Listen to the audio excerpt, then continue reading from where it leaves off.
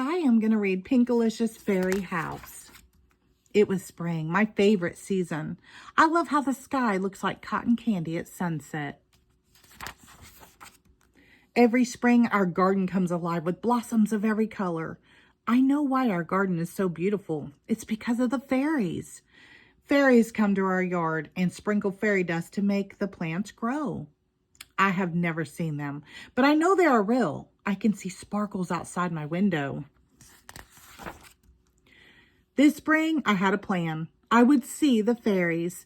Pinkalicious, what are you doing? Asked Peter as I collected twigs and leaves.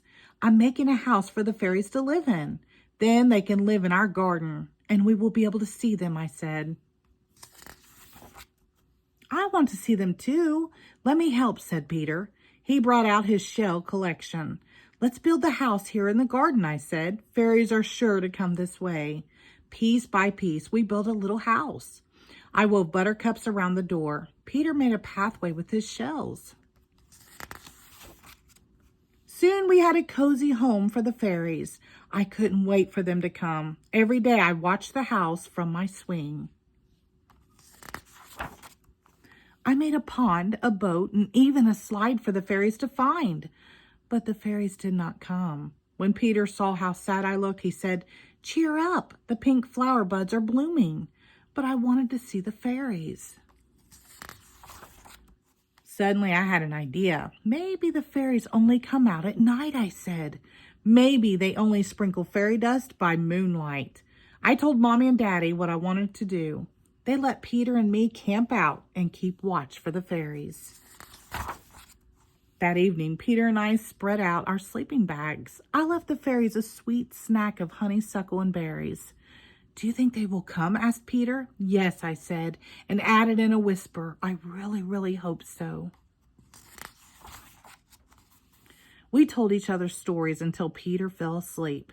As the night got darker, I heard crickets and owls, but not a single fairy. Once I thought I heard some soft, gentle humming. It was just Peter. He was snoring. I did everything I could do to stay awake. I looked up at the moon. I counted the stars. I didn't want to miss the fairies. But as I counted the stars, my eyelids got heavy. I couldn't help it. I drifted off to sleep. The next thing I knew, I heard a bird singing. I opened my eyes. It was dawn. I heard hushed voices in the garden. Mommy and Daddy were looking at something together. "How beautiful," they said.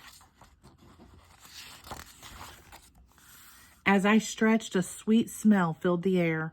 All around me, colorful flowers were in full bloom. I looked at the fairy house. The honeysuckle and berries were gone. "The fairies came," I cried. "They came, but I missed the whole thing." Peter started to sniffle. "Don't cry. Look," I said. Up in the air, I could see glimmers of light shooting across the early morning sky. "Fairies!" I gasped. The light shimmered brighter and brighter until it sparkled into sunshine. "I knew you were real," I said. My family and I watched the sun come up. "Thank you, fairies," I whispered. Wherever they were, I knew they could hear me. The end. Thank you.